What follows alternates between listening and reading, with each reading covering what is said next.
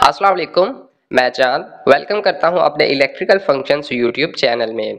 Friends, आज हम सीखेंगे कि हम अपने heat and cool air conditioner को कैसे हीटिंग मोड पर सेलेक्ट कर सकते हैं, ऑन कर सकते हैं। बहुत सारे दोस्त परेशान हो जाते हैं जब हीटिंग पर ऑन करते हैं तो एयर कंडीशनर फौरी से हीट नहीं बनाता, तो वो परेशान होते हैं कि हीटिंग पर क्यों नहीं आया। या फिर कुछ लोगों को नहीं पता होता कि हम रिमोट से कैसे हीट पर जो है अपने एयर कंडीशनर को सेट कर सकते हैं। वीडियो के साथ बनी रहेगा एंड तक।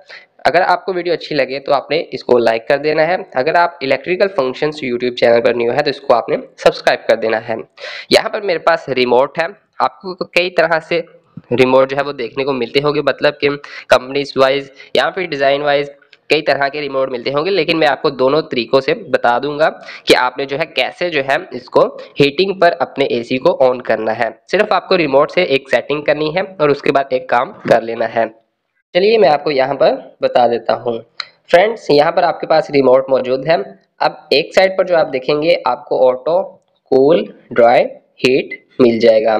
दूसरी साइड पर अगर हम देखें, fan, high, medium, low speed मिल जाती है और उसके आगे आपको एक तीर का निशान भी मिल जाता है, मतलब कि अभी हाई स्पीड पर है और मतलब कि अभी कूल पर है हमारा एसी।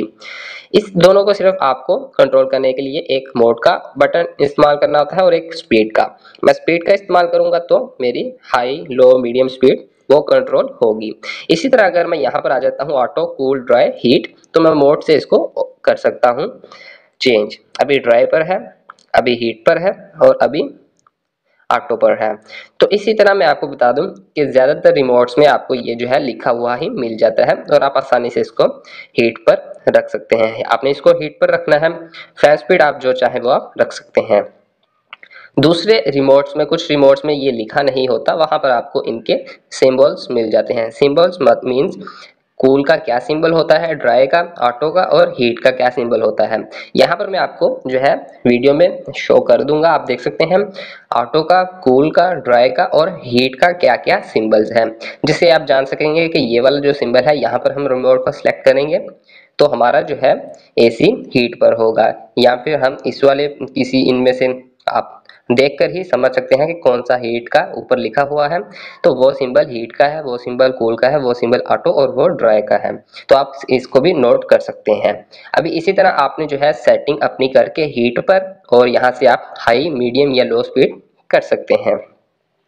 एक और मेन चीज, आप अपना टेम्परेचर 16 पर हरगिज मत कीजिएगा। मतलब कई लोग इसको 16 पर कर देते हैं, शायद कूलिंग पर, क्योंकि हम 16 पर करते हैं तो ज्यादा कूलिंग करता है।